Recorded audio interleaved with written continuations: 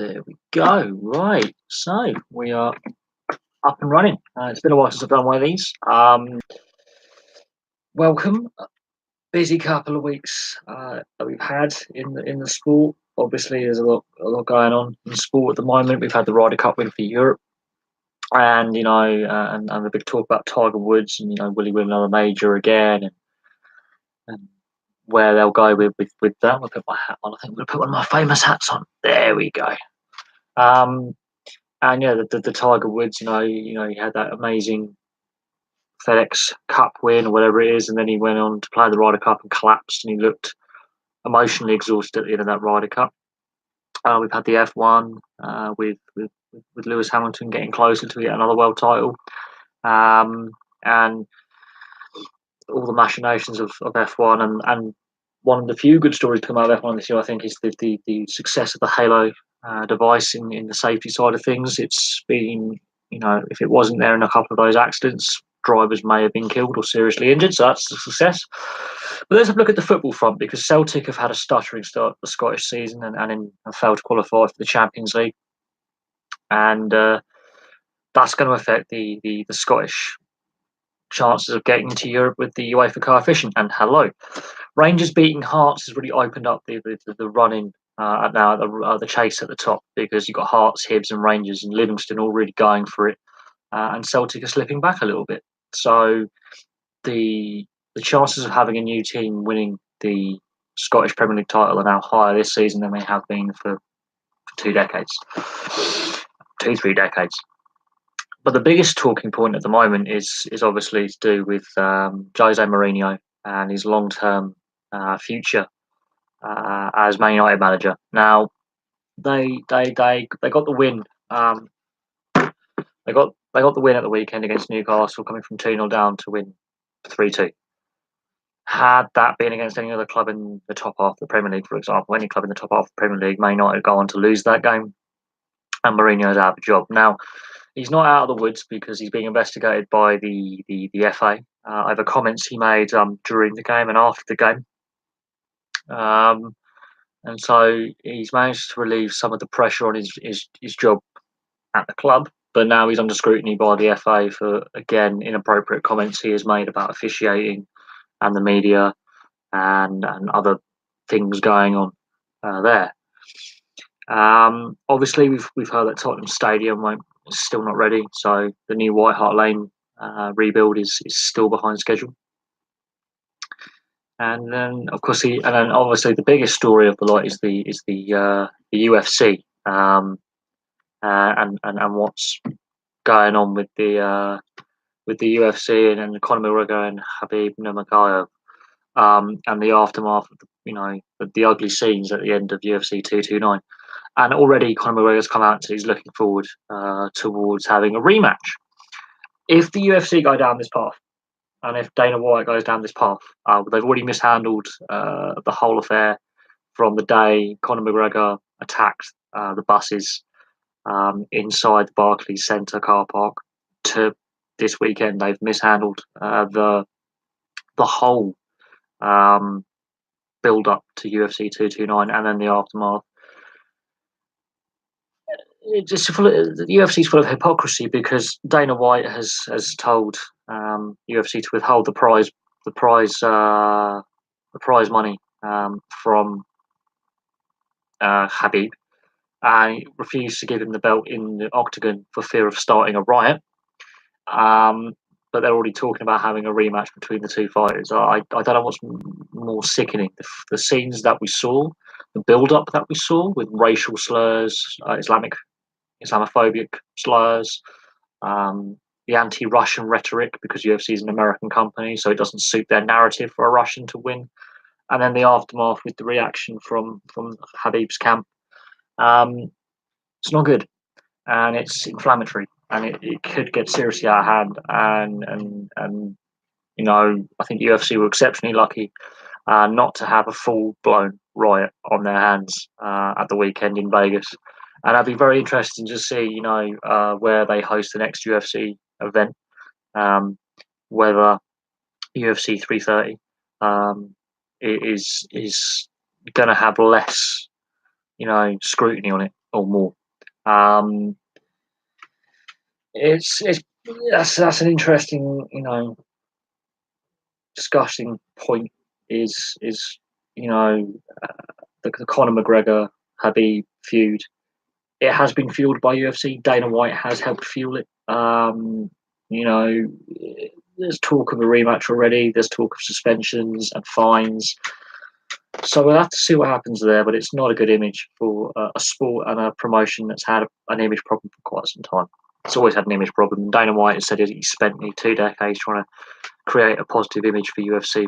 But honestly, it's just legalized assault. If you were to do that in the street, what they do in the octagon, you would go to prison for quite some time for attempted murder. Um, and we'll have to see what happens with that. And Conor McGregor is starting to become a real loose cannon here. Like he's becoming so unpredictable about what he's going to say or do next. Um, and you know, he was lucky with what happened in the Barclays Centre in Brooklyn, not to get a custodial. So we'll have to see what goes on from there. But let's have a look at some other sports. I haven't got the whiteboard out because it takes a while to set it all up and then go through everything. But I'm happy to answer questions. And yes, Rangers start the season under Steven Gerrard is really really positive. They are an outside bet to win the league. Obviously, it's a long season, and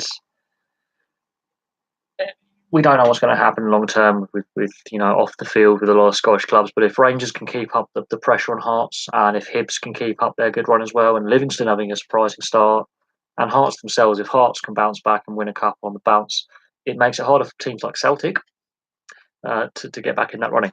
Tyron Woodley, I mean, I don't really follow the UFC. I haven't really ever really followed the UFC. If I'm honest, I did have UFC 2 on Xbox One a couple of years ago, and Conor McGregor was on the cover for that game with Ronda Rousey, and he made a lot of money out of that. Out of all these endorsements, and every time his image is used, Conor McGregor makes money. Um, some of his antics, I think yes, there is a bit of showmanship going on here, and at the same time, they are risking inflaming a situation with the fans. We're starting to fight each other as well at the weekend, so that's where I think it's um, a bit on the stupid side if you think about it by UFC and Dana White. And I'm going to do a video on Dana White and his career and why we've got to this point where I think UFC is now at a crossroads, because I don't think they can afford another incident like what's just happened, because that's going to be further damage to the brand. But at the same time, they can't afford to lose fighters like Conor McGregor permanently at this stage, because there's not enough stars in the UFC ranks who are household names outside of the MMA fan base. So Tyron Woodley, I've barely heard of him. So that's not a name that you can sell because not enough people have heard of Tyron Woodley. I think the issue we have with UFC is I'm going to have to do a video on Dana White. I'm going to have to look into Dana White and look at his career and the growth of UFC and how we have reached this point with UFC 229. There's been 229 UFC events. Why this one has ended so negatively for the for UFC, for the promotion, for the brand. It's not a good look. And we'll have to see what happens going forward. But the talk of a rematch, I think, is too soon. And if there is, it's wrong, and it's showmanship. And it's just out there trying to get fans, more people to buy into UFC who really shouldn't. It could go horribly wrong. On the Celtic, um, on the Celtic side of things, they have. I don't know how long Brendan Rodgers is going to be left in the job. Obviously, with the Steve Bruce sacking at Aston Villa, that leaves off managerial posting open, and of course, Macclesfield have sacked their manager as well. So there's a couple of managerial vacancies now pops up over the last couple of days. Biggest being Villa. Now Thierry Henry's linked with the Villa job, and what is interesting is a lot of clubs right now are going with this young ex-player like Gerrard at Rangers, Lampard at at Derby County. And for those two managers, yes, they've had a really good start to their managerial careers. Their teams are both having good runs, getting points, getting wins, playing well, winning really important cup games as well that keep the momentum going. And then you've got to look at Thierry Henry. He's not really been involved in the club game for a couple of years. He's been involved with the Belgian national side as an assistant. And whether, what he's learned from Roberto Martinez about man management and player management, how he can affect that. It's good to see that we have Aberdeen and Rangers fans not killing each other in the comments section, which is amazing. This is why I like this channel, because we can have football fans from different clubs who are rivals, able to discuss things, and they're both united in their dislike of Celtic. Amazing. But I don't think Brendan Rodgers, much like Jose Mourinho, is long for the Celtic job. I think Mourinho is not long for the Man United job. Obviously, now the FA are investigating comments that he made after the 3-2 win against Newcastle, so that's not good. But as I say, if Brendan Rodgers goes, who goes into the Celtic hot seat, and who can turn around the Celtic situation? Because clearly their lack of success in the transfer market this summer, and the fact they didn't qualify for the Champions League group stage, has had an effect on the Scottish game in the short to medium term, because the UEFA coefficient, which is a system that I don't particularly like.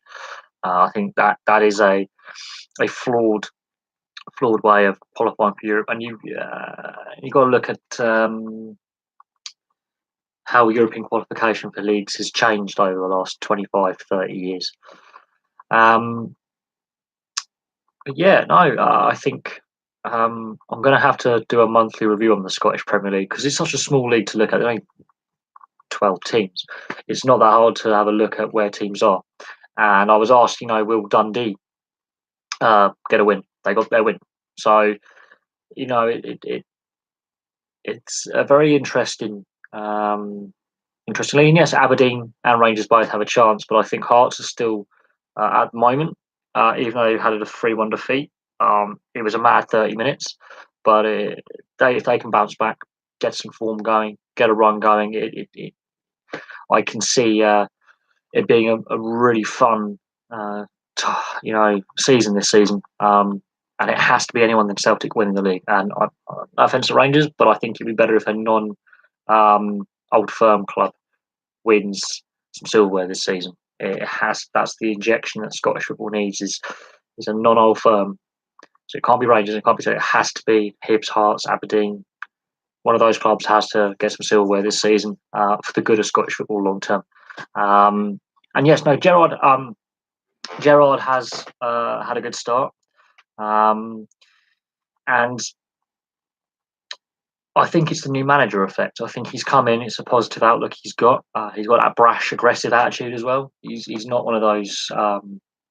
He hasn't been very softly spoken. You can tell he's got that brashness and abrasiveness about him. But he's obviously been a positive influence on that squad, and the players he's brought in have had a good positive influence. And I think that's helping the club move forward. I think they still have a long way to go, and we'll have to see if they do have a couple of defeats in a row, how they bounce back from that, and how far they go in the Europa League.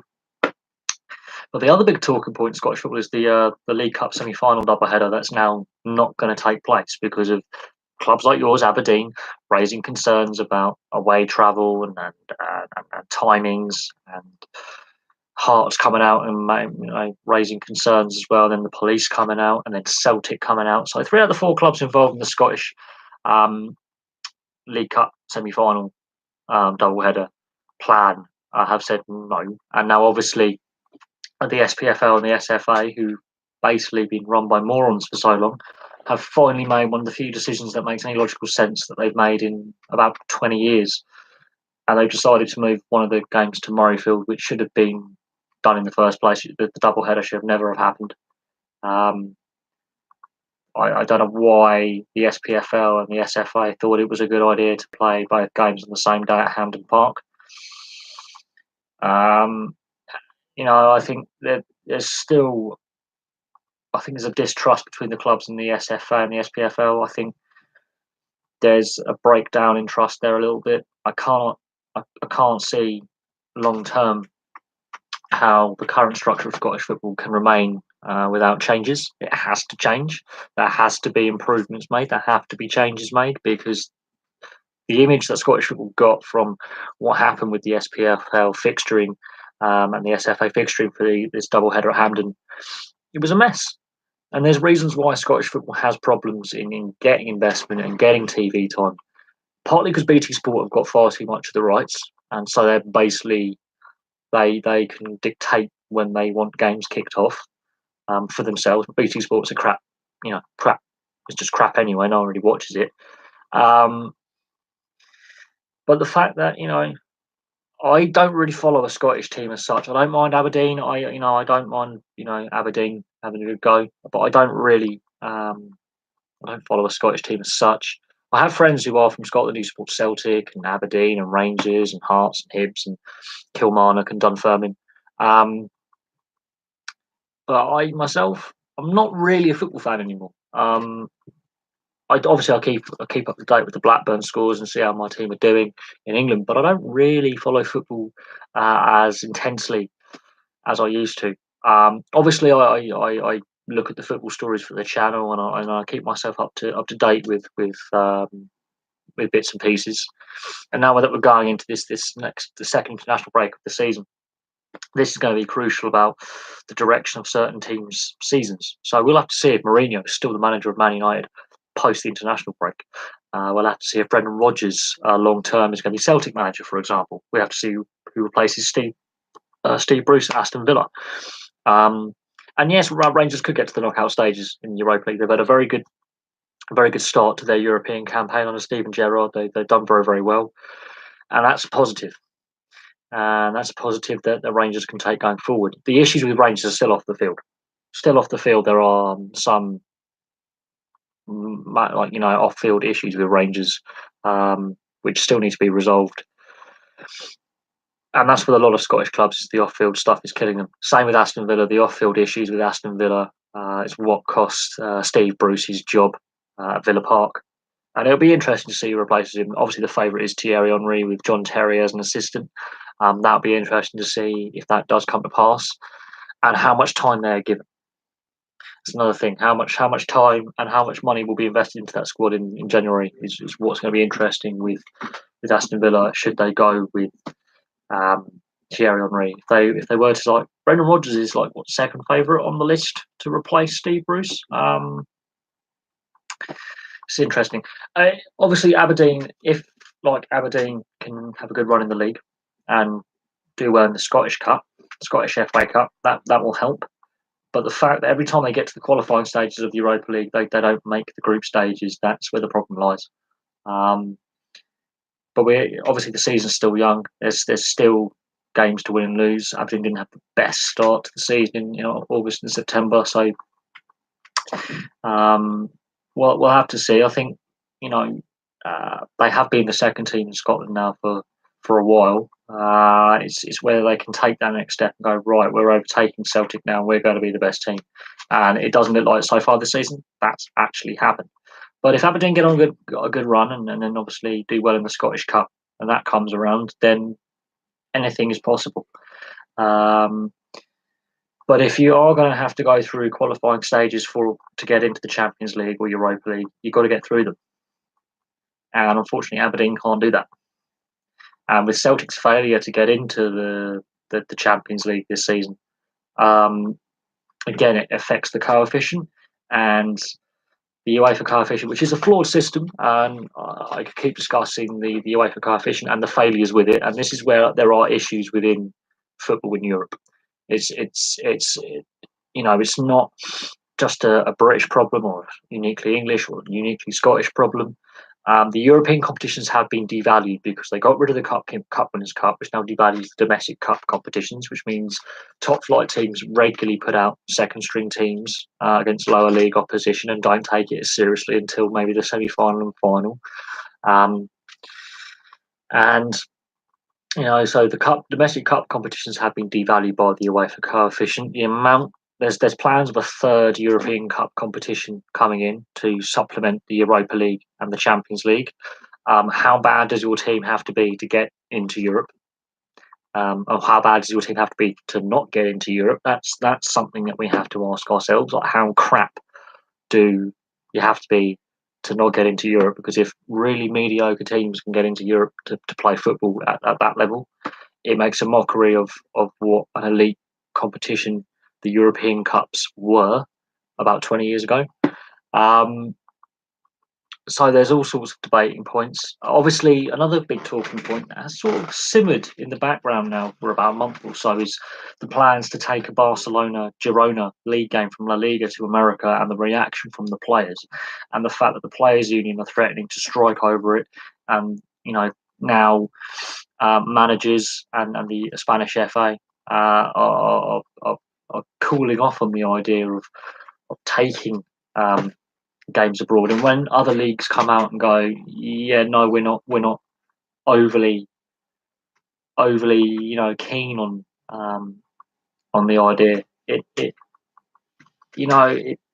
I don't know what the league are doing. They're obviously chasing the American dollar. They're obviously trying to sell the game to the Hispanic market of the US, which already has a sport that it loves, which is baseball. So I don't know how this is going to work, because the MLS is yes, it's growing, but it's nowhere near the big four leagues, which include the NHL, the Major League Baseball, the NBA, and the NFL. So I'm not sure what the league is going to accomplish here, apart from alienating the fan base it's already got, alienating the players that play in it, and leading to further issues down the line where those players refuse to play. The Spanish players' union are threatening to strike. Managers are coming out and saying, we're supporting the players. There's been angry fan reaction. La Liga is risking alienating itself from its fan base that it already has, let alone the fan base it wants to get. So that's an interesting point. On crowds, yeah, some clubs, Aberdeen are one of them, are renowned for having what I would call hostile to the opposition crowds, and atmospheres that are intense. Other clubs are renowned for having lesser atmospheres, or not as good a stadium atmosphere for whatever reason. But the reason why Aberdeen are, one of the biggest clubs in Scotland is because of the Cup Winners' Cup, a competition that UEFA went, now we're going to scrap that, which has devalued the European, domestic cup competitions. And Aberdeen had their best spell in the 80s in their history under Sir Alex Ferguson. Yeah. So that's how Alex Ferguson got his job at Man United, was his success with Aberdeen for the period of time he was there. But no, I think Aberdeen, if they tweak the squad a little bit and get that run going, I think January is going to be very important for Aberdeen. They're going to have to get some players in. They could have a shot at winning the Scottish title. We shall see. I can see Celtic having more problems this year retaining their title. Celtic have got problems themselves. The Boyata contract at the beginning of the season, and that unsettling of the dressing room. I think Brendan Rodgers is clearly overrated as a manager. Really overrated as a manager, because you take him out of a league like the Scottish League and you plonk him in the Premier League, he could do nothing. So we'll see what happens with Celtic this season. Don't be surprised if they bounce back a little bit, but I think they have given themselves a tougher start to the season than they would have wanted. The other clubs above them have all improved. Livingston are a surprise story, obviously, because they were promoted, but talking about promotions, and if we can go to another sport, London Broncos are back in the Rugby League Super League, and they beat the Toronto Wolfpack in probably the lowest scoring £1 million game ever. And they're now, obviously, the Super League have planned to get rid of the playoff Super 8's format. Thank God for that, because that was a horrendous format. But London Broncos have come out and have won and got back into the Super League. So fair play to the London Broncos. And I'm going to be doing a video on should Super League invest more into the south of England, maybe get a team in Scotland, because if you look at rugby league, and I'll mention this quickly before getting back to your Bojan comment, the the main um, base of clubs is in Lancashire, Yorkshire, Cumbria, and a bit of Cheshire, and that is a very limited playing pool. That's a limited fan base because there's only so many people who live in those areas, and it's limited financially. And Super League and rugby league in general is a poorer cousin to rugby union and a really poor relative to association football. So um, the Super League needs money. The London Broncos are from the south, obviously from London, so one of the wealthiest cities in the world. A lot of money, a lot of sponsors. If the London Broncos can make a really solid return to the Super League and establish themselves as a Super League side again and keep growing the game, because a lot of their players now are actually from the London area, which is really good. They've got a lot of homegrown talent from the southeast of England. Then we might see the game grow. And we can discuss the Super League and Rugby League and expanding the game outside of traditional areas. The same in Australia with the NRL. They need to go to Perth. They need to go to Adelaide. They can't stay on the East Coast. Um, uh, Bojan, okay, I think he's underwhelmed in the Premier League from all that hype when he was at Barcelona as a youngster. He has, for the most part, underwhelmed and not performed as well as he could have. But we'll see. I think a change of scene can really help a player, and a change of culture may help a player. We've seen it in so many sports and in so many players, and moving from one team to another can really boost that player up, and they can have a second wind. Lincolnshire rivals. Well, this is interesting because you've got Scunthorpe, Lincoln, and Grimsby. It is interesting. Lincolnshire is not really known as a footballing hotbed in that sense of um, being a footballing heartland of England, where a lot of players who've ended up playing for the England national side have come from. When we talk about areas of the UK that have produced a lot of quality players, you've got the lowlands of Scotland, so you've got the Glasgow and the Edinburgh areas of Scotland, and of course Aberdeen, and then you've got the northwest and northeast in England, and the Midlands, and London. Lincolnshire is not really known for having a lot of quality players coming out of Lincolnshire, and that's partly due to the size of the clubs. You know, Scunthorpe United are a decent sized team. They want to get back to the Championship. They've been there before. Lincoln City, that they've been in and out of Football League, and same with Grimsby. So these clubs are not clubs that have had a lot of success, and I'm saying that nicely. I mean, they're not Premier League clubs. Scunthorpe, I think, are the biggest club out of the three. They've got passionate fan bases, but they don't have a lot of money as clubs. They're not wealthy clubs for their level. Grimsby and Lincoln have both been in the non-league at times in the last decade or so, so they've both had on-field issues where they just haven't been good enough. Scunthorpe, obviously, they want to get back to the Championship, and I'm assuming Scunthorpe's goal is eventually to get to the Premier League if that is feasible. But again, they haven't got a lot of finances to work with. They have had to sack a manager this season, so that's going to be interesting. And Notts County, I mean, we're looking at. I mean, some of the clubs that have been mentioned so far have had managerial changes in the last, either in the summer or so far this season. And Notts County, they were dead set rock bottom in the Football League when they sacked Kevin Nolan. And Harry Kewell, I think, is another one of those young managers where a lot of these clubs are going for these young, inexperienced managers the last couple of years. It seems to be a trend. So this is where Thierry Henry probably does get the Aston Villa job. If we look at the trend that is currently going in English football at the moment, giving these young ex players managerial, throw them into management, and all the players that have got into management recently. So your Gerrard, Lampard, Harry Kewell, Thierry Henry's been an assistant manager with the Belgian national side for a while.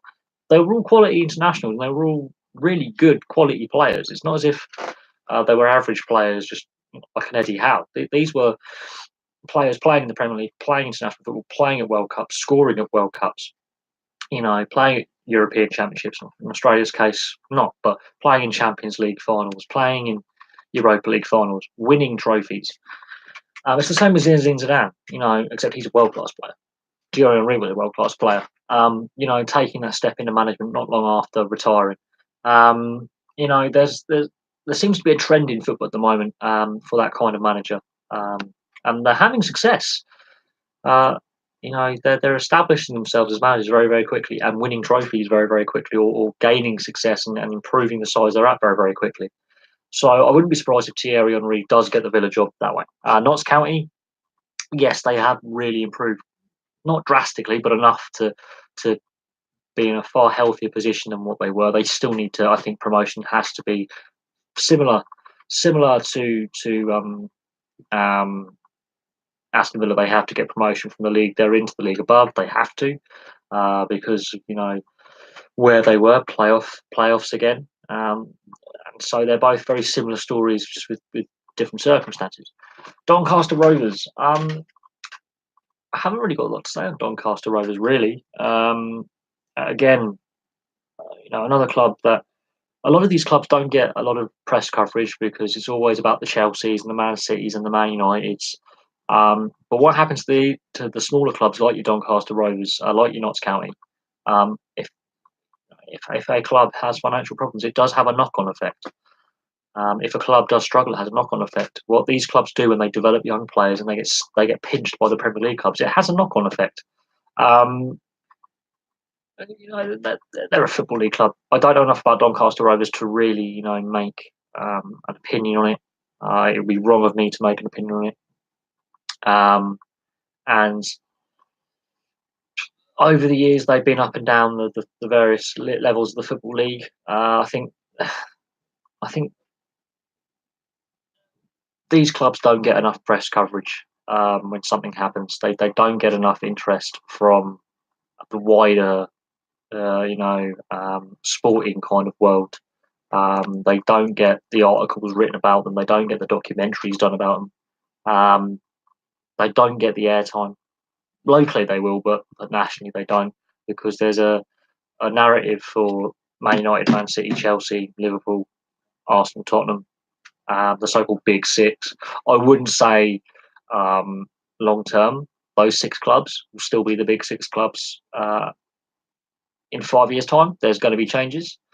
I think with the way football's going, that money bubble will burst eventually, and when it does, it could have catastrophic effects across the board.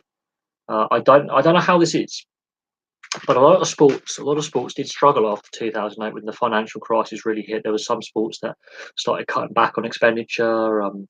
Wages weren't going up as fast. For some reason, football has just gone mad, absolutely mad, and a lot of other sports haven't done as well. Where is this bloody money coming from, and how long can it be sustainable? That's a simple answer. How long can football sustain this insane amount of spending, these record transfers for clubs and leagues, and Neymar's transfer last year? Neymar's transfer last year is what made me decide, right, okay, this channel is now going to be, instead of just a personal vlog, a sports channel. Neymar getting transferred to PSG for stupid amounts of money is what made this channel click in my head and go, right, I've got an idea. Long term, obviously clubs like Doncaster, Notts County, Scunthorpe, they obviously want to go up. The goal for any club, I think, at the moment now, and I think that sometimes they completely mishandle it, is to get to the Premier League. That's the objective. And it's an unsustainable objective for so many clubs. And football finances on a wider scale have to be really looked at, and how clubs are managed off the field needs to be really looked at, because so many clubs are in problems. You've got to look at Notts County this year, look at Aston Villa, and look what's happening off the field. These clubs have financial difficulties or being mismanaged. and they've spent to win now, and they don't. It was 22 teams to begin with, not 24. I don't think it should. Well, managers are already complaining about fixture congestion. They're already complaining that they need a winter break. They whinged that they wanted the transfer window pushed forward. Now they're whinging they want it pushed back. I think it's in line with most of the top leagues in Europe, between about 18 and 20 teams. 24 teams. Managers are already complaining about the fixture congestion. And if UEFA are serious about bringing this third European Cup competition in, that's going to be unsustainable. I cannot see how a 24 team league is going to work. The off season wouldn't be long enough, because there's obviously all these international games that've got to be played. I don't also is there enough decent high quality players who could play in the top tier? That's another thing. Is the quality depth? Yes, there are players who are playing up and down the country in the non-league and the lower leagues, but is there enough of them to actually make it a quality product on the pitch? Is another point to raise, and how would that affect the football league? Because that means you've got to adjust the size of the Championship, League One, League Two, and the non-league. And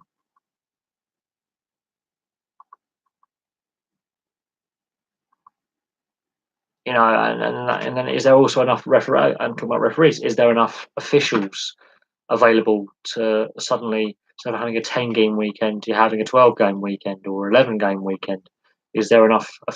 We're having an issue retaining and recruiting officials at the moment, and that's an issue that's been highlighted a lot. And it's expanding any league. I mean, look at the NHL. In the ice hockey, they've grown. They've got the Vegas Golden Knights, and they're going to get a Seattle team in a couple of years. And a lot of hardcore fans who are traditionalists are going, hang on a second, can we shrink the league? Because we think the quality level's gone down. But if you look at the facts and figures, and you actually look at the advanced stats, I did some research on this. When a league expands, or loads of new teams come in, goal scoring tends to go up. And entertainment levels go up because the quality level goes down for a period of time. But then it's a trade off. You could say expanding it, to 24 teams or 22 teams would be the way to go. And then you would really have to seriously rejig a lot of the league structure, the football league as well, and that's where prize money comes into it, because it will affect who gets promoted and relegated. And that completely, with the amount of money now in football, that's can have an effect. And it's also whether clubs would want to vote for something like that, and whether the TV companies would vote and have it, and they would want to save TV timings, because there's already complaints about there being too much TV coverage, not on free to air, obviously, but too much of an emphasis on football as the main sport on subscription and free to air TV when it is on, is that there's too much of it. And I think that's right. I think whether having a bigger league means there's less televised games, I don't know. It's a trade off. I think we've reached a point though now where less people are wanting to watch games. Less people are wanting to go to grounds. It is what it is. Will Doncaster go up? I mean, again, it's for any league. I think it's too early to say who's going to go up and who's definitely going to go down. But if you look at the teams that are struggling in the league, in whatever league, you can tell I think we've already worked out who the relegation candidates of each league are going to be. Promotion candidates or champions of leagues. That's something that's a little bit more difficult. There are some leagues that are very, very tight at the moment. Cardiff and Newcastle look done. I think Huddersfield have got a bit of fight about them. But a club that people aren't talking about, Fulham. Fulham have got the worst defence, and generally the worst defence doesn't stay up. So it was a toss-up between, I thought Fulham,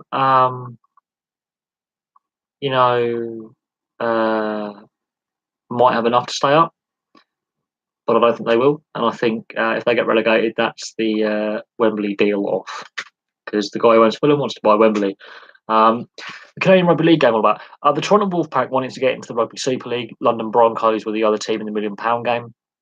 The London Broncos won 4-2. So the Toronto Wolfpack was set up a couple of years ago to grow the game in North America. There is another team that apparently going to be joining soon from New York.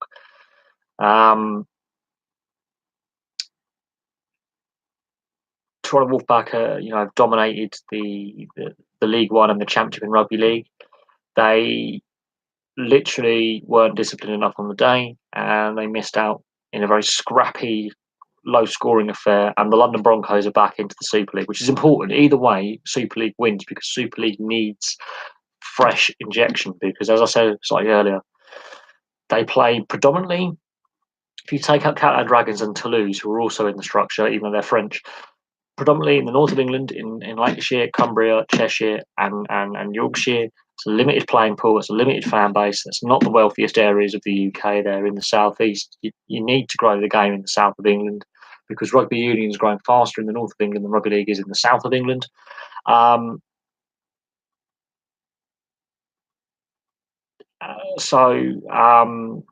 think it'll be interesting to see how London Broncos do. They are changing the format for promotion relegation, but basically the Toronto Wolfpack wanted to get into the Super League.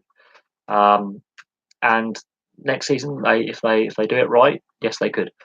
Cardiff could be worse than Derby County. So could Newcastle. So could Fulham.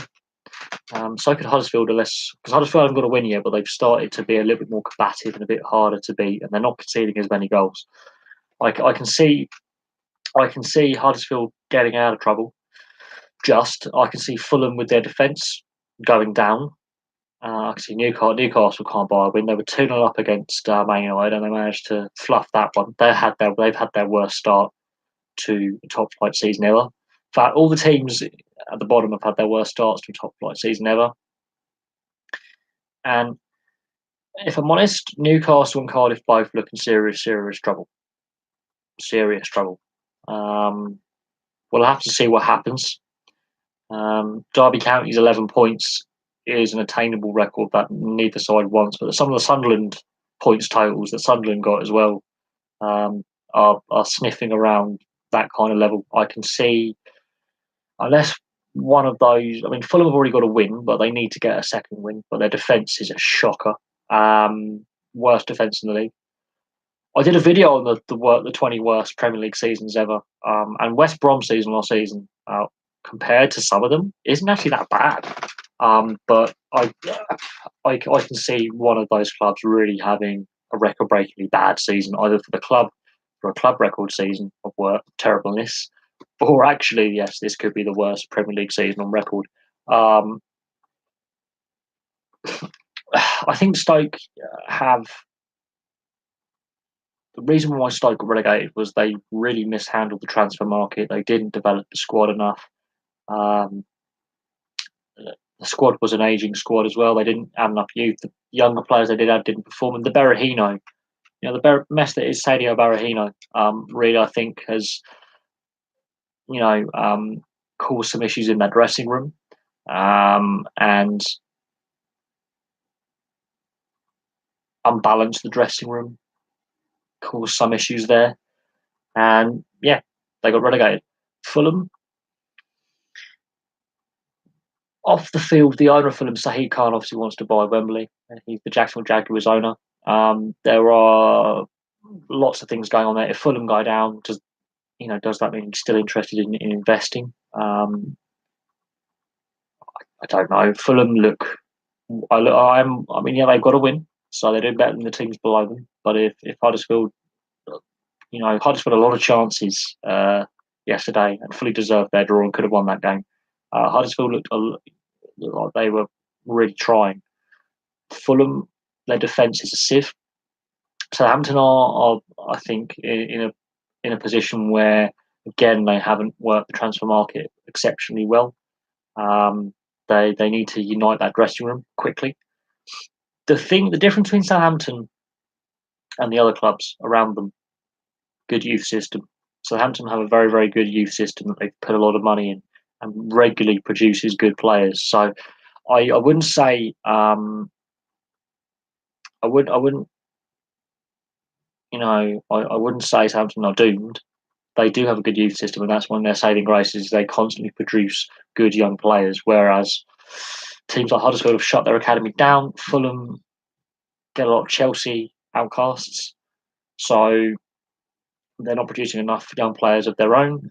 Newcastle in the past have produced some good young players, but with Mike Ashley's ownership, no one knows what's going on there. Cardiff, they sold their best player to Arsenal all those years ago, called Aaron Ramsey, and it hasn't served Cardiff well. They have off the field badly managed.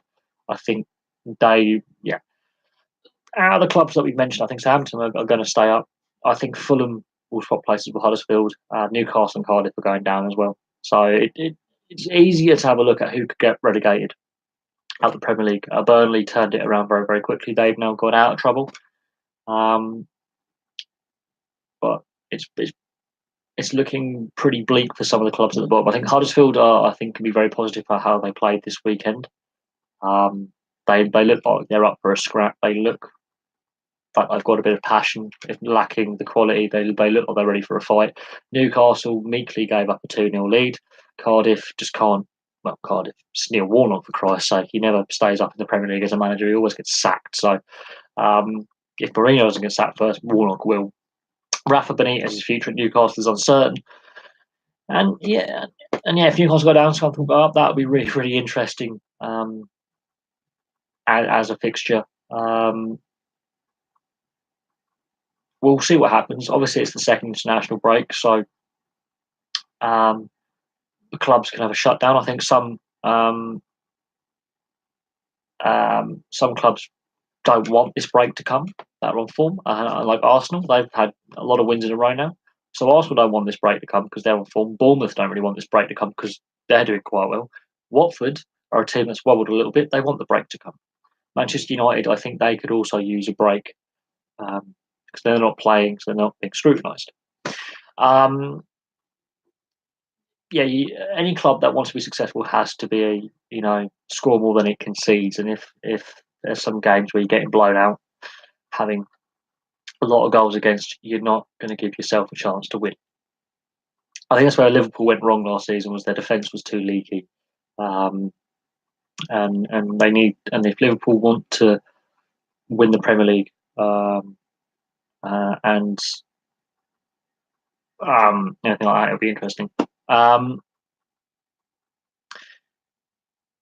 Right, why is no bigger team coming for Rafa? Rafa Benitez, it's interesting. He's a proven winner. He's a successful manager. He's got trophies.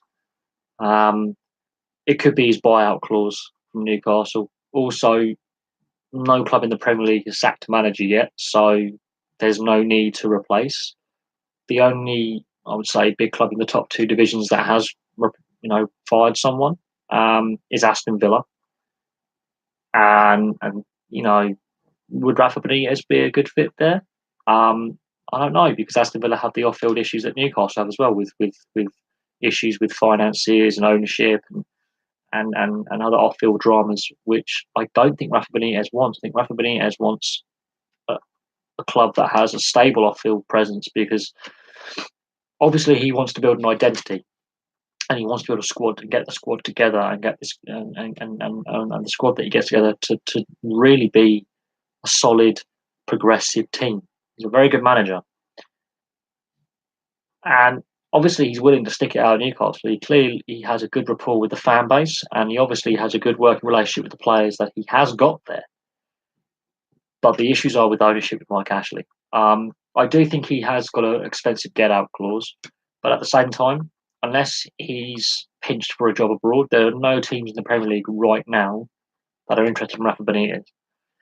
If Mourinho and Warnock, I don't think Benitez wants to go to Cardiff if Warnock gets fired.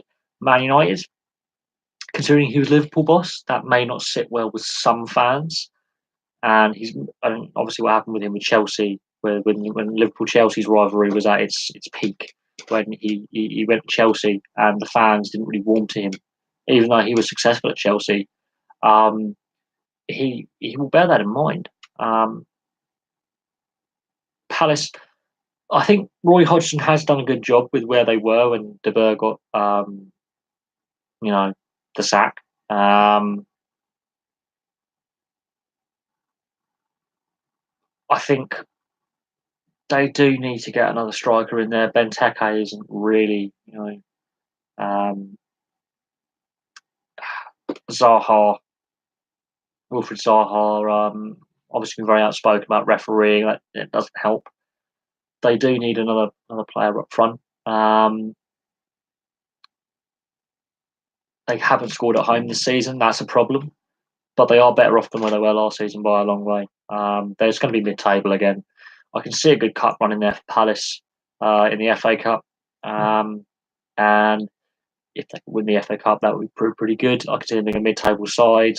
They've got to, score more goals. I think January can't come soon enough for them to pick up a striker, but they're a club now with a bit about them. They used to be a Premiership yo-yo club. They'll come up, they'll get relegated, they would come up, they'll get relegated, they would come up, they'll get relegated, they've come up, they've stayed up. So they finally got some Premier League stability. They just need to take on that next step to go, if they want to get into the European kind of football, they're going to have to grow the squad a little bit. But I think a good cup run could help them. I think they should target the FA Cup and take the FA Cup seriously and give it a go, because I think that would help the club long term grow if they can get their first bit of silverware. But overall, I think goal scoring is an issue. I think if Andre Ayew and Wilfred Zaha are very good creative players, but you do need a player who can hold the ball up for them to link in play. And I think where Palace are lacking a little bit is a striker or two up front. But overall, I don't think they're a bad side. I think Roy Hodgson has definitely, for all the criticisms of Roy Hodgson, and I've been critical of Roy Hodgson at times over the years, but he's definitely got them going in the right direction. He knows, I think, that they do have an issue up front. I think he obviously wants to assess the transfer window in January and do some scouting, get the Crystal Palace scouts out to scout.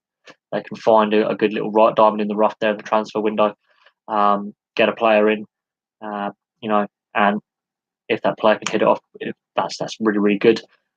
Palace have a history of actually finding good young strikers and losing them to bigger clubs. You just got to look at Ian Wright, Adam Johnson,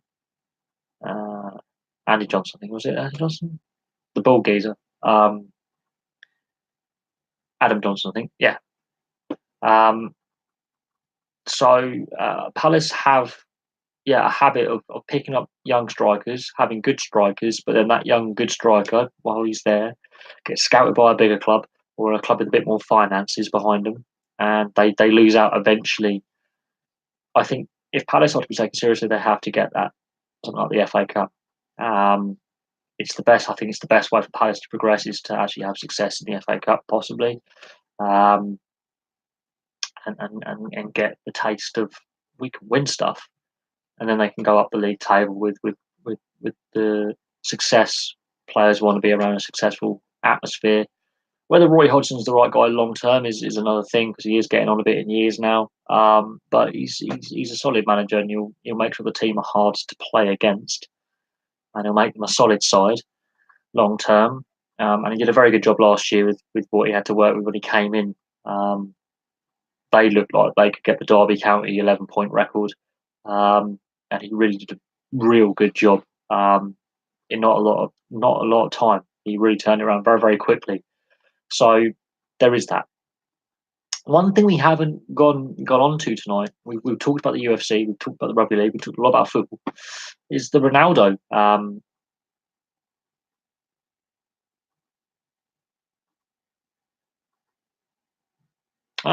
Well, if someone is taking their club seriously, they're a true fan. I mean, it doesn't matter what level of sport you're watching. What I can't stand, and this is something I've seen a lot of, both sports game matches I've been to here at game for various sports, and when I watch things like that, people on their smartphones and tablets. If you are going to a sporting venue, you're there to watch a game, not piss around playing a game on your tablet. I saw it last night at Bracknell Bees game ice hockey that I went to. Something a kid in front of me is playing on his tablet for most of the game, and it's really off-putting when you've got that bright game in front. Not a true fan for me. Really, really off-putting, really bloody frustrating, really annoying. Pet hate of mine. But there's one more thing we haven't talked about. That's the Cristiano Ronaldo situation and what's going on there. And I'll touch on it briefly. This is not the first these allegations have been heard of. They were originally known about all those years ago. I remember it being in the press briefly, however briefly, for a couple of days. Oh, go away.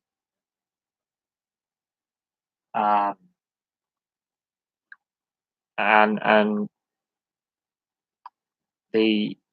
when what's come out the last couple of weeks was known about a decade ago. It's a complicated situation. There has been obviously an out-of-court settlement between the two parties. There's not much to really say on that.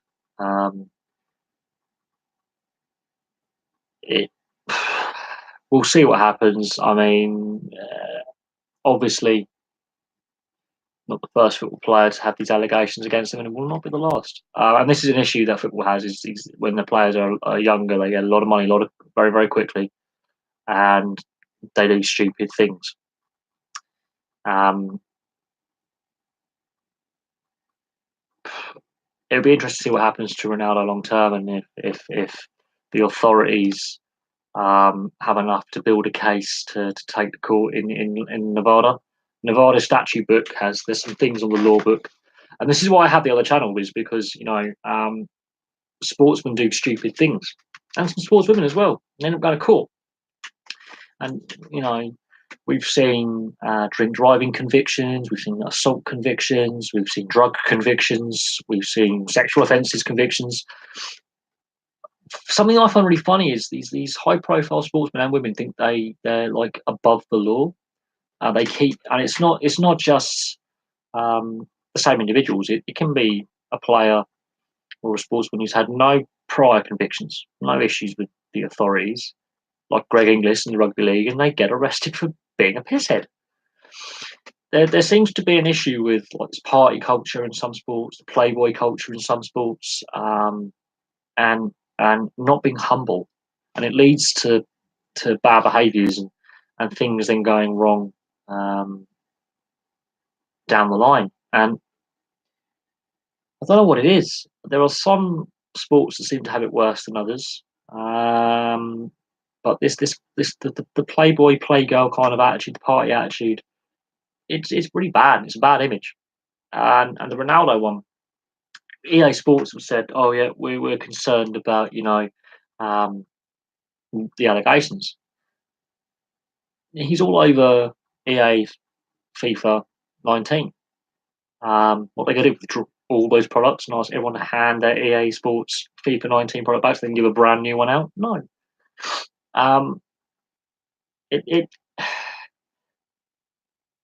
It's a difficult one. But then you got to look at other sportsmen, like having drug convictions, drink drive convictions, assault. There have been loads of them, absolutely loads. A lot of them are high profile. I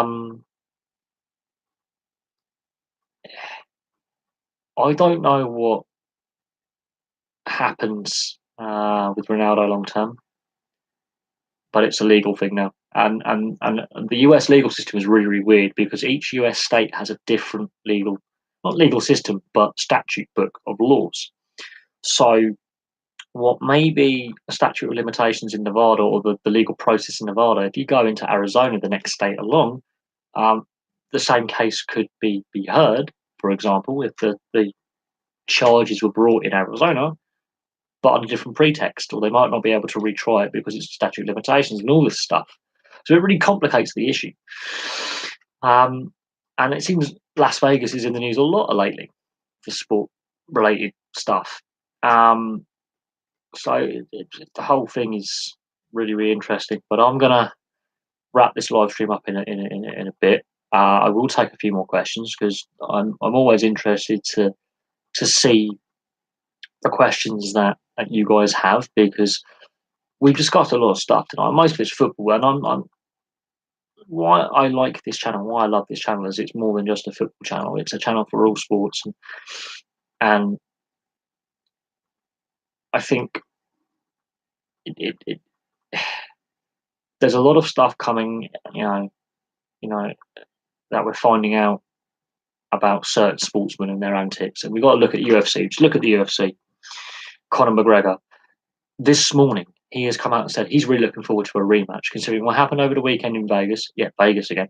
And all the negativity that came out, and Dana White saying this is bad, it's bad for the image of UFC, it's bad for the image of MMA. But it's interesting to note that the UFC back in April, when Conor McGregor decided to go completely nuts, the Barclays Centre said, "Oh, we're never working with him ever again." There's lawsuits. Yet he signed a 6-fight deal with UFC to come back into the fold under contract, and then this all happens. And the build-up has been fraught with racial slurs, Islamophobia, and cultural, slurs. This is an accident waiting to happen, and we'll have to see what happens. You know, uh, Going forward.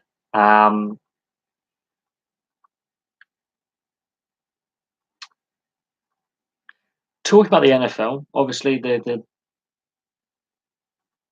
obviously Wembley hosts a lot of NFL games, and also we've got the international series obviously takes place every year, and of course White Hart Lane isn't ready, and so they've had to move the game to Wembley. It's interesting. I mean, I want to hear from NFL fans what they feel about the London series, and I'm going to do a video now on what NFL fans feel about the London series. I'm going to do some research into why the NFL decided to start putting games in Wembley, and yes, it has grown, but I'm interested to see what NFL fans feel about it being a permanent home for a team, Jacksonville question mark, and long term, what is the plan long term? Um, and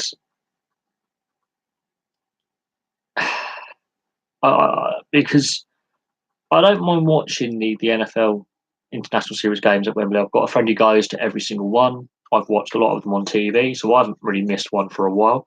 So I've watched them a lot. I'm just interested in what hardcore American, predominantly NFL fans feel about these games coming to London and the possibility of the Jacksonville Jaguars moving to London. However unlikely that may be, because obviously the teams have to vote on it, the franchise owners have to vote on it. It's interesting. Um, the response over here has been mixed. I think when it first came, it was a one-off and people enjoyed it, and now it's become a regular thing. It's lost that appeal to a lot of fans. So it's interesting. I think that's another video idea I've got, is to look at the NFL International Series in England and see, what NFL fans feel about taking the game to London. I know all the big major leagues, apart from the MLS, have done this now, but it's interesting. It's interesting to see the mixture of sports. On this live stream tonight as well. It's really interesting because we've got a mixture of teams. That's what I like about this channel. That's what I like about these live streams. That's what I like about doing them. Is we've got a team from Trondheim in Norway, in Rosenborg on here. We've got Palace. We've had Aberdeen. We've had Doncaster. We've had Rangers. We've had Scunthorpe United. We've got the Los Angeles Rams on here as well. Let's have a look. We just got a little quick look at what we got. We've had Scunthorpe fans tonight. We've had Rangers, Aberdeen. We have had, what else have we had? we've had Notts County, Doncaster, Palace. There's been a lot, and now we've got other sports, getting mentioned as well. This is why we've got Malmo, although he's not been on tonight. Um, this is why I like this channel so much, and this is why I like discussing all sports rather than just the one individual league, the one individual sport, because then you get a wider perception of what it is to be a sports fan and the issues within sport. No, Casey, you're not late. I'll be going for another 10, 15 minutes. If you've got any ice hockey questions, whack them in because I could really use some because it's all been football tonight for the most part, which I don't mind because there's a lot of footballing stories to talk about. I mean, it is interesting that, today the talk about football has not been Mourinho's going to get sacked. It's, you know, he's now getting investigated and possibly fined by the FA for improper conduct. So it doesn't matter what Mourinho does; he's always in trouble. Yeah, well, you as the Rosenborg fan, you did ask for it. I did my best to research because I don't know enough about Norwegian football to really go. I know everything. I do know that um, some really good Norwegian players came out in the 90s. And John Carew played for Rosenborg. He was one of that crop of a talented generation of Norwegian players that played at the top level in Europe in the 90s and the noughties. And ironically, he's played for Aston Villa, a club we've been talking about tonight. And, you know,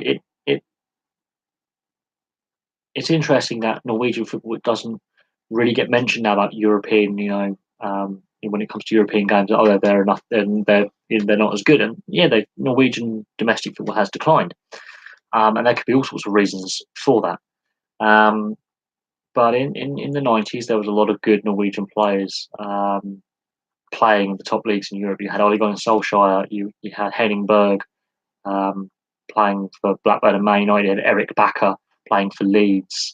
Um, um, there were some really, really good Norwegian players. Tore Andre Flo at Chelsea playing in England. John Carew was playing in Europe.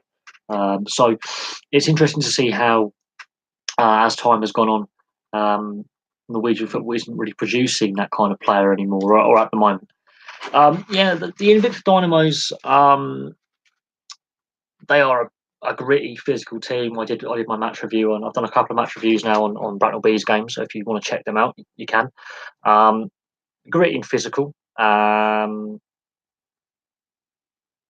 That's pretty much, I would say, their hallmark used to be gritty, physical, disruptive. Um, try and put the skill players of teams off their game, be in your face, be gritty, be physical. And there's only so far that can get you. Obviously, Swindon, I think, because they've kept a lot of their team together for a long time now, they all know each other really well. They've developed some good young players over the years. Yes, the Bartlett brothers. Um, Invicta seems to have this issue where players for whatever reason they come in and they say, "Oh, I'm leaving now." They it's an issue that the team have had for a while. Whether it's a culture issue within the dressing room, whether it's whatever the reason is, there's something not 100% right there. Um, Obviously, that weakens their squad depth somewhat. That doesn't help if the team wants to go forward. I think they're one of the weaker teams this year. I think they could be struggling this season. I'm not going to lie on that. From what I saw when they played Bracknell the other week, they were gritty and physical, and they were robust. I will say that they were. They were basically they were playing their game plan. It wasn't a game plan that was going to win them the game. Um, I think they do have the weakest squad out of the teams in the Division One South. I think I saw the Milton Keynes Bracknell game last night. Milton Keynes were better defensively than Invicta were. Um,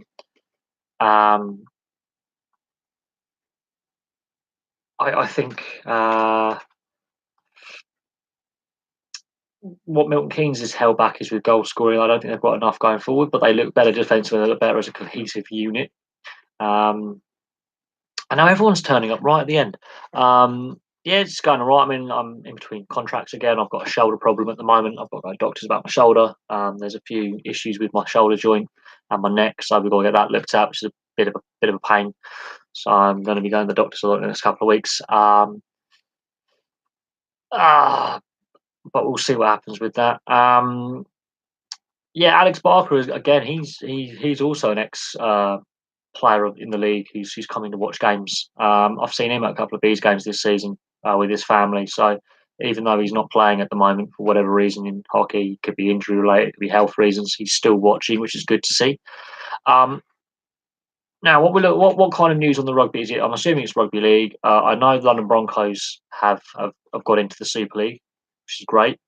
Um, but I haven't seen much more news than that. I haven't really been on the old internet star. I've been playing the new Assassin's Creed, so I've been playing Assassin's Creed all day. So I haven't really given the old internet much of a look see, which is my fault. But I did know that the London Broncos have gone up the Super League, and this is where Super League now has has to really take notes. Like they obviously want to grow the game in Canada and the US. At the same time, rugby league in the UK is short of cash. It's really short of money. The national side is making a loss. The league itself is losing money. There's concerns about the amount of away fans going to games and the amount of fans at games across the board on average. So it's not all teams, but on average. There are concerns that it's losing ground over rugby union. It's losing ground definitely over the Premier League. The growth of ice hockey as well. The only plus side for rugby league is it takes place in the summer, and all the other leagues I've mentioned and sports play in the winter. So that's where I think what rugby league has got to compete against of the domestic market in this country is cricket. The issue is they need to expand the game in the south of England. That's where a lot of the money is. A lot of the sporting investment is. There's sporting infrastructure already in place because the rugby union clubs. You could start a rugby league club and share it with the rugby union club. They did it with Harlequins, with London Broncos to reasonable levels of success. I don't think it fully worked, but they experimented. I think that's another experiment they could try and look at. But that's where the money is. And if London Broncos can have a really good first season back in the Super League, that helps. The fact that London Broncos now are starting to develop players from the London and the South East is really, really good. Um, I think teams like Leeds have been successful for a long period of time. And in any sport, teams will go through successful patches and really barren patches. And you've got to look at other leagues and other sports, and you can see that.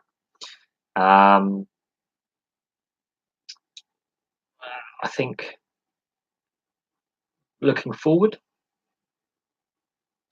long term, Leeds will be back at the top, and it will be a process. It's a rebuild process. You've lost a lot of the leadership group really, really quickly, all at the same time. And that takes a while to replace those leaders in a dressing room. I think it's going to take time. It won't happen overnight.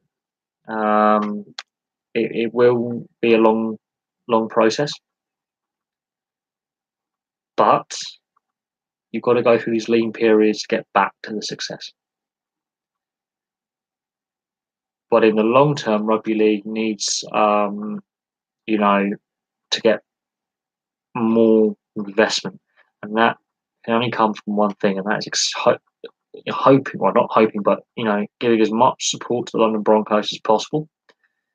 And the London Broncos are now developing players from the southeast and London especially, which is brilliant for the game. Another thing they've got to do is reassess this TV deal they have with Sky, because I personally think it's killing the game. And now that Murdoch has lost control of Sky Sports and Sky to the Comcast group, let's see some changes. I think we have to be careful though what we expect. But but it'll be interesting to see what actually happens long term. Have you seen the contract the new Raiders is coach on? No, not BT Sport. BT Sport would be the worst decision rugby league ever makes. BT Sport is is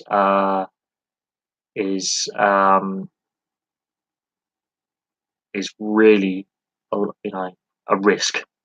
Um, that is a risk. Uh, it.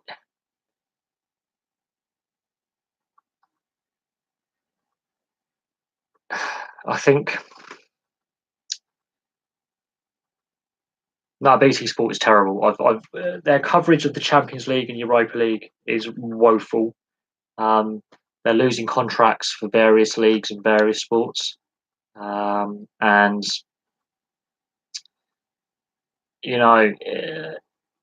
their average viewership for a Premier League game compared to that of Sky is less. The company is hemorrhaging money; it's losing money. That's why everyone's BT phone and internet bills have been going up over the last couple of years, because it was initially meant to be on Freeview to all customers, and then they went, "Now we'll do it for all BT customers. Get BT Sport free on Freeview." I got it for free for 3 days, and then they went, "No, you got to subscribe for it now." Even though I was on the package, which meant I was going to have it for free. So they completely ruined the rollout. Um, they have to borrow presenters from other sports channels. Jake Humphrey is not a sports presenter; he is hopeless. And if he's the flagship sports presenter, the network is doomed. Um, they really, really are terrible. Their viewership figures are atrocious. People are switching off. Um, I can't see BT Sport is going to be the new Setanta. It's going to be the new ITV Sport. If when it fails, it's going to have a catastrophic effect for several leagues and several sports. I think hockey's got the free sports. The ice hockey's got the free sports deal for the next couple of seasons, the Elite League, and we'll see how that helps grow the game with this new TV deal. I think they haven't overdone it. They're doing one every 2 weeks. They're picking and choosing, so every team will get the chance to be on the big screen. And attendance at games is going up, so it's having its desired effect already. Right, I'm assuming this is the London Raiders we're talking about, the Romford Raiders, and the money is on. It's a difficult one. It is because I only really follow the Bracknell Bees, you know, intensely. Every other team I have a passing interest in because it's British ice hockey, and at the end of the day, the more we can grow the sport, the more chance we have of more players getting drafted to the NHL, more players playing top level hockey in Europe. And there are um,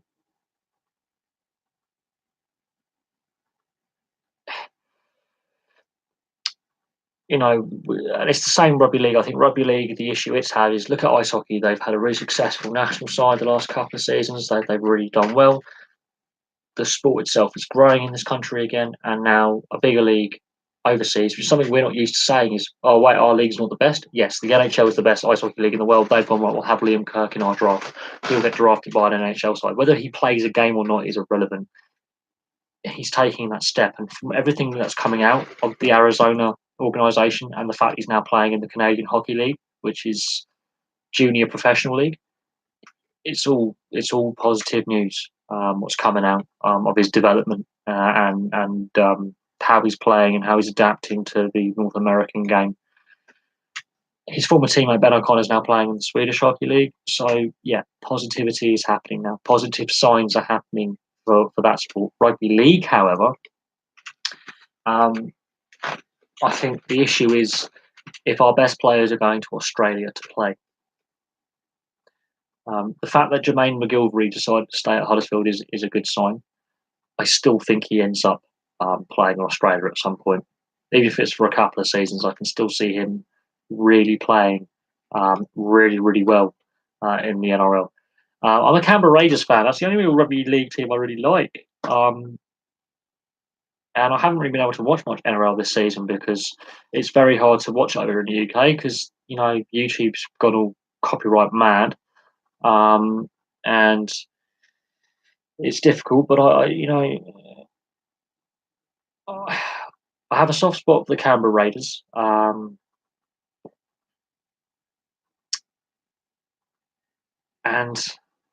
I don't mind the Huddersfield Giants because I'm one of my favourite players is Earl Crabtree. I follow him on Twitter. He's a really funny individual. He's a well spoken individual. He may have the most broken nose in the world, but I think he was an underrated player. Earl Crabtree. I think a cult figure in rugby league circles. I don't mind. I just enjoy watching. I don't really have a rugby league team as such. The first game I actually watched that I can remember was the London Broncos getting destroyed in the Challenge Cup final at Wembley all those years ago. Um, and then the following year, the Sheffield Eagles lifting the Challenge Cup. They're my earliest memories of the sport. Um, and at the end of the day, I mean, I don't really have a favourite team. I would say the Canberra Raiders if we're going to be picky. Um, but again, I haven't really been able to catch much of the NRL this season, so I haven't been able to catch a lot of what the Raiders have done. Um, but it is what it is. Um, I think it'd also be difficult for rugby league to create its own app, and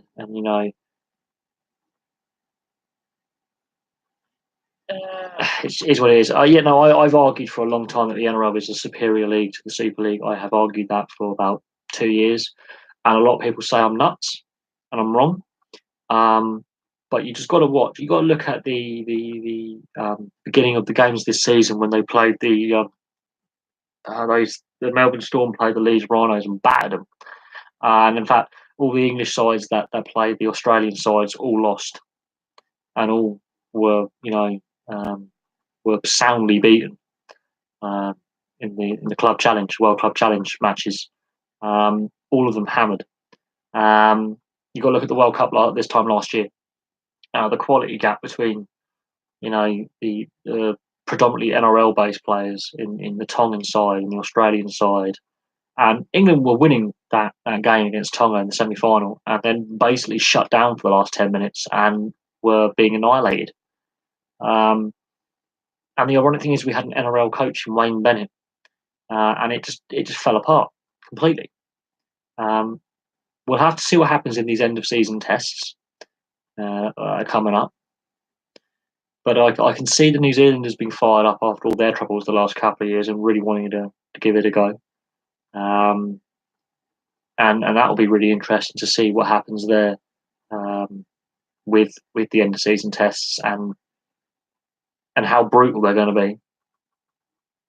Yeah, and it was the Storm's first competitive game as well, and Leeds had 2 to 3 games up at that point and were hammered. And that's what really shocked me is the sheer quality gap with the fact that the English Super League sides had been playing for about 3 weeks by this point, and the Australian sides have been in pre-season at half pace with a lot of their fringe players and youth players getting run-outs, and then they just put their full strength side together and bang. Yeah. I think there's been people on this channel who've got into ice hockey because of this channel.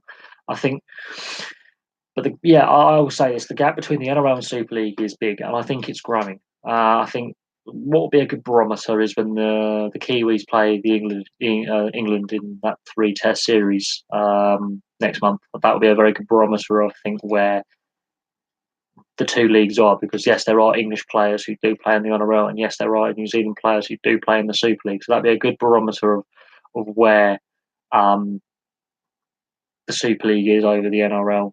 It'll be a good barometer, and you can tell who's the NRL player, who's the Super League player. It'll be a good barometer. I think there's only about 2 or 3 Super League players that would, I think, really English Super League players, I think, will be at a high enough level to be competitive in the NRL. But another thing you got to remember is the NRL leads the way in rule changes. They've got a 2 ref system. We have a 1 ref system. They have a different rule on the play the ball. They've got different rule on the tackle area. This is the issue with rugby league. There's no universal rule set. It's the same with ice hockey, or if you're American hockey. There is no universal rule set. You've got NHL rules and you've got IIHF rules, and then other rules for the various minor leagues. This is where rugby league is lagging behind rugby union. Is there's no universal rule set. So you've got international rules, NRL and Super League rules. There's 3 different types of rules to govern the professional level of the game. And then you've got rugby union. All the rules are the same from, New Zealand, the All Blacks playing the Springboks, all the way down to your local club game down in I don't know, Somerset, for example. So there's one of the reasons why league is struggling against union. The fact they moved it to the summer from the winter season was an inspired idea at the time. Also, that means it's parallel with the Australian NRL season. But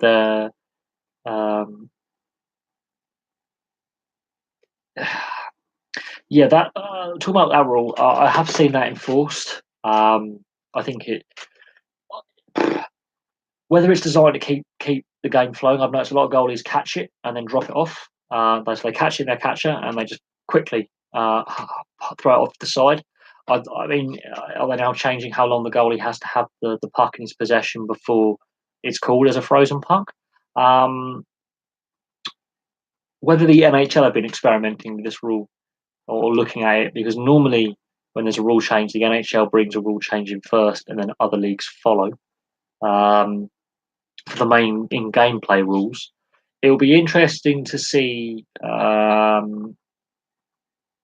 how the players react to it. Fans aren't necessarily happy or even fully informed. And I know it's a lower level of the game, and there's very few professional players at this level. It's mostly semi-pro, but I think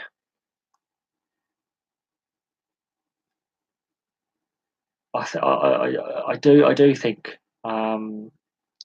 if they are going to experiment with this rule change, it needed to be more well known and better advertised, because some of the goalies are having difficulty adjusting to it, and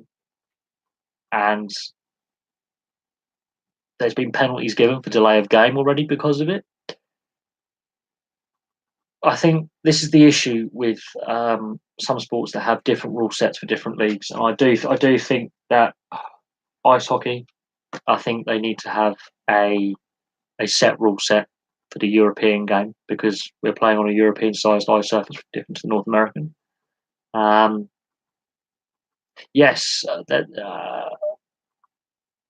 last night at the Bracknell Bees game, there was an elite league linesman. There was an ex-elite league, I think, referee or an elite league level referee. And the refereeing quality was a lot better last night than in the week before. So if you want to watch my review videos on the Bracknell Bees games that I've watched in the last couple of weeks, you'll see when Bracknell playing Victor, I'm complaining for most of the video about the refereeing, not the actual the game itself. And last night, I wasn't complaining about the refereeing because,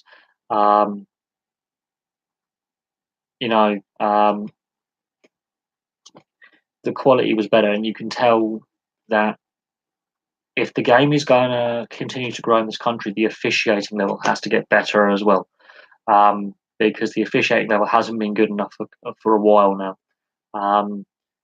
And there are ways of getting the officiating level better. Is that's to encourage more ex-players to get involved, and even some fans to volunteer, and if as long as they can skate, get them involved in the game more. I did hear about Reddy Moore getting a penalty for it. Dean Skins had a penalty for it as well, for delay of game. I think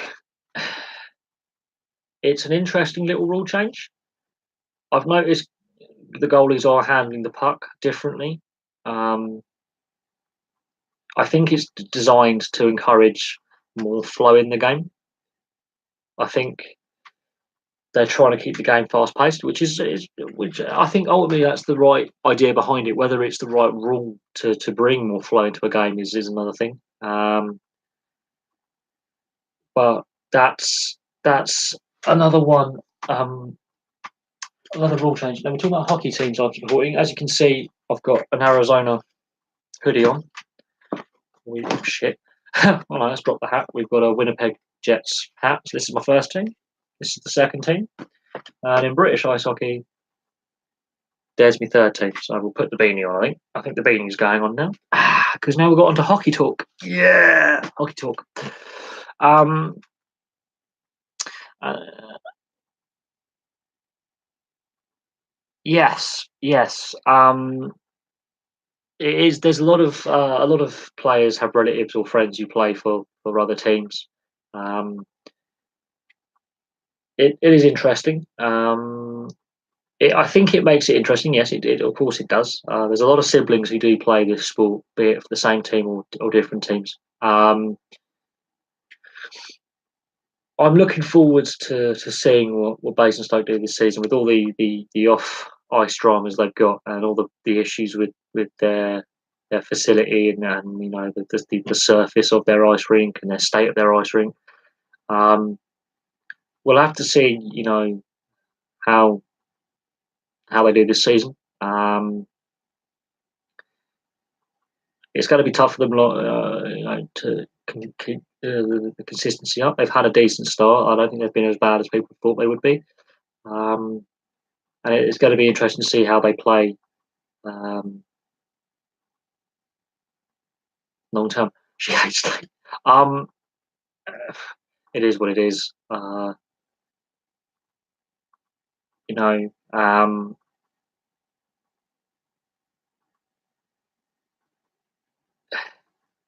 every player's got their own style of players, with their own little quirks and mannerisms. And I'm not saying that playing style's right or wrong. I think the issue with Basingstoke is they're off, away from the game, the actual state of their rink, their uncertain future. I think that's what's caused a lot of the problems. Um, but it'll be interesting to see how they play this season and um, how their league campaign goes. They've done a lot of Autumn Cup games. It'll be interesting to see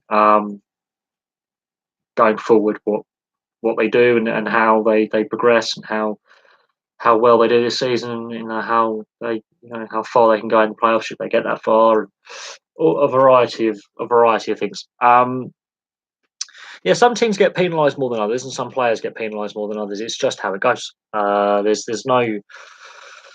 It's interesting, and you mentioned they're now calling the penalties on when goalies can freeze the puck.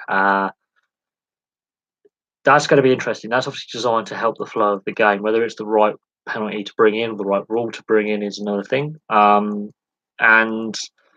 that'll be interesting. I hate it when there's no ice hockey on. So this summer I've had it. It's been an interesting. It's been an interesting summer with the World Cup, and yeah, I've missed the NHL and I've missed the British ice hockey as well. And now it's back. It's kind of enjoyable. I can understand. Yet you're a rugby league fan, and I think what you got to look forward to now is the end of year tests against New Zealand. There's a 3-test series. That's going to be really interesting and full of spice because Sam Burgess isn't there because he's got shoulder and wrist surgery. So it's going to be interesting. It is going to be interesting what happens going forward. And you know, all you got to do is wait 4 5 months, and the NRL and the Super League season starts again, and it will fly by really quickly. And you know,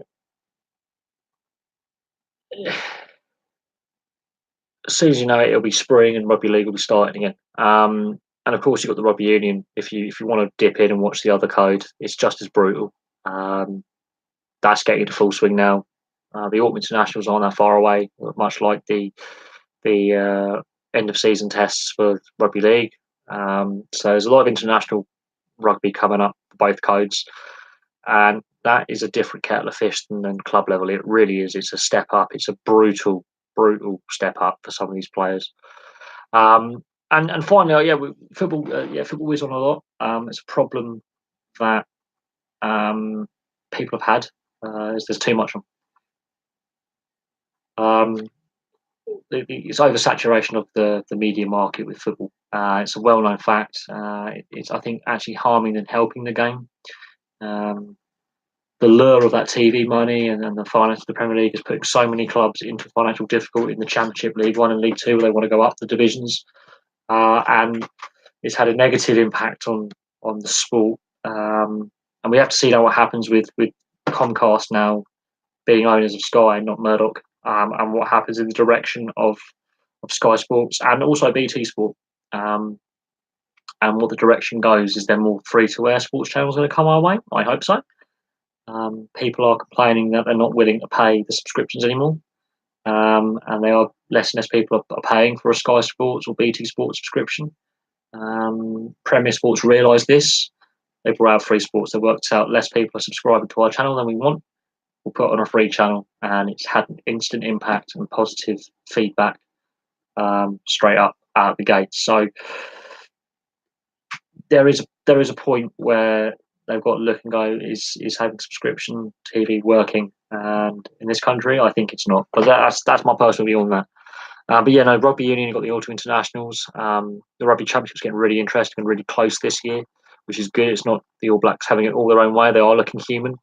Of course, the World Cup's a year out as well, so we'll see what happens with the Danny Cipriani saga if he actually gets back into Eddie Jones's squad in the next 12 months of the World Cup, because obviously this time next year the World Cup in Japan will be on, and it'll be at full throttle, and we'll be in the knockout stage or the end of the group stages by this point, and that's going to be really interesting to look forward to next year is the World Cup in Japan. And I think the growth of the game in Japan has been amazing. I think Super Rugby might have mishandled the whole format of the Super Rugby. They obviously reduced the size of the Australian and South African contingents in the Super Rugby, and I think that's had a negative effect on the whole structure of that competition. And I think South Africa have decided, right, okay, we're going to move two of our teams to the Pro League, the Celtic League, and whether that's the right choice or not, they've made sure they've still got 4 top level professional sides in South Africa, or 5 even. So they've still got the playing talent pool. Whether that helps South Africa or not is yet to be seen. I will be there. I will be watching, as always. I'll be around the rink somewhere. I'll probably be wearing my stupid beanie, so watch out for my beanie app. You may see me. And if you do see me and with your mates, don't be, you know, you can always say hi and ask me as many questions as you want regarding not just ice hockey, but multiple sports, and any kind of questions really on sport. Feel free to lob some questions my way, and we will see, you know, what answers I can have for those questions, because there's a lot to discuss. There's obviously this rule change. I wasn't actually aware that the goalie, couldn't. There was no one near, freeze the puck up. He had to play it. I thought there was a few game penalties I was a bit surprised and a bit miffed about. That now makes a lot more sense. I'm not. Look. I'm not. I'm not just a rugby YouTuber. I cover a variety of sports, as we know, and at the end of the day, I've enjoyed watching rugby league and rugby union for, I've played it for the better part of 25 years. I mean, I've been watching ice hockey for the better part of 25, 26 years. I've been watching football for about the same amount of time. And with my family background, and my dad being an ex non-league football player, and my granddad being an ex non-league football player, that's had an effect on my outlook on sport and my um,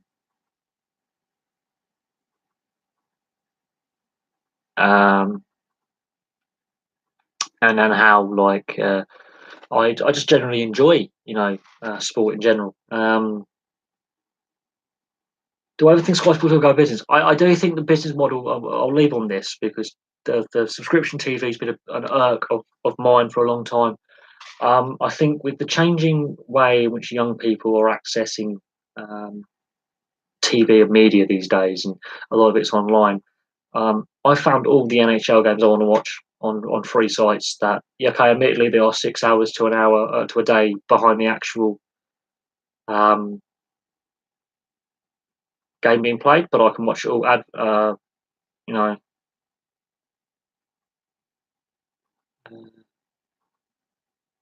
you know, I don't have a Sky Sports or BT Sports subscription. Um, it I enjoy watching what I can. I actually enjoy, but the way young people are accessing, talk about Sky Sports, the way people are accessing now their media, their subscription model. People want to stream. They want it. They want it available. They want it. They want it ad free. They want to. I think YouTube could be the way to not just YouTube but Twitch. I can see a lot of these sharing platforms and streaming sites as the way forward and free and accessible because you know um, you know free and accessible. It's what they want. They don't want to pay subscriptions. The pay for views for things like Conor McGregor and things like that is I don't think they were getting as much money as they want. I think we'll see what happens to Sky Sports. I don't think it'll go out of business. I think BT Sport will probably fail before Sky ever does. I think Sky's now um, got itself established. It's got to just adjust how it comes across, and if that means going free to air, or all you got to do is pay for a set-up box fee, and then you free to air TV. That could be the way that Sky evolves and survives because people are demanding it. Every time I do a live stream, every time I go online and I look at the comments on news websites where they allow the reader to post their thoughts on an article, 95% are demanding free to air, and they're saying we've had enough of this subscription, we've had enough of sports selling out, we think it's gone over commercialized. And your sport is a business, but if your fan base is getting frustrated and is turning against your product, you haven't marketed it right, you haven't got it right, you got it wrong. Um, and I think BT Sport, you can keep UFC and the mess that was UFC 229. BT Sport can keep the mess that was MotoGP at Silverstone. These sports have clearly um, sold their soul for pure commercialism. And and the argument that subscription TV puts out is, oh, but ticket prices, because we got this TV deal, whatever it may be, um, ticket prices wouldn't go up. That was the argument they put out for the Premier League. Look how high ticket prices are now. So there is going to be there has to be a change in how not just Sky Sports but all subscription TV. I think there will become a point where the business model is outdated. People got the internet and they will find VPNs and they look at the amount of money these subscription TV companies are paying to shut down all these streaming sites. Surely, you might as well accept that your customers have had enough because they're not happy with the product. They don't want to pay anymore, and there's a downward trend of subscriptions. So the business model has to change because the young people don't have the money. Even if they do have the money, they're not willing to pay. So I think the business model has to change, and I think long term, look what Premier Sports done. They've released the free sports channel. They've worked out there is still about half the households in the UK only have Freeview, and if you even count those with Sky and Virgin boxes. They don't have they don't pay for the sports subscriptions. So yeah, 18 million households don't have Sky or BT Sport. Free Sports comes along. There you go. So yeah, you have to have a high def HD digibox. I don't have because my family are Philistines. I've been bugging to get one, but Free Sports came along because Premier Sports were like, we're not getting enough customers, but we see a gap, a massive gap that Sky and BT completely overlooked, which is the free to air market. Straight in there, and I wouldn't be surprised if, as Free Sports continues to grow, they start nicking sports off BT, off Sky, getting the fringe sports, getting the lesser sports, getting the lesser tournaments, perhaps in golf or the lesser cricket matches, nicking them slowly but surely, and chiseling away because they've worked out that's what people want. And that's my answer on subscription TV. And I think most people are in agreement on it about, they're not happy with paying a subscription anymore. The ironic thing being, the BBC hands out all licenses for TV companies to operate. So there's another debate. There's another debate about terrestrial TV in this country. Ryan Hall is a rugby league player. Casey, he plays for the Leeds Rhinos. He's one of the top try scorers in Super League history. His strike rate is scary, but at the same time, would he be that effective in the NRL? Would he be able to play in the NRL? Yeah, he's physical enough, but I think his defence is a bit flawed. But would Ryan Hall be NRL quality? That's another thing. Would he have the same strike rate? And I think probably not. But he would still get tries in the NRL. But would he be less effective? Would he get less points? That's the debate there. He is a brick shithouse. He's a huge lump. But his style of play, would it work in the NRL? Would he be as effective in the NRL as a winger?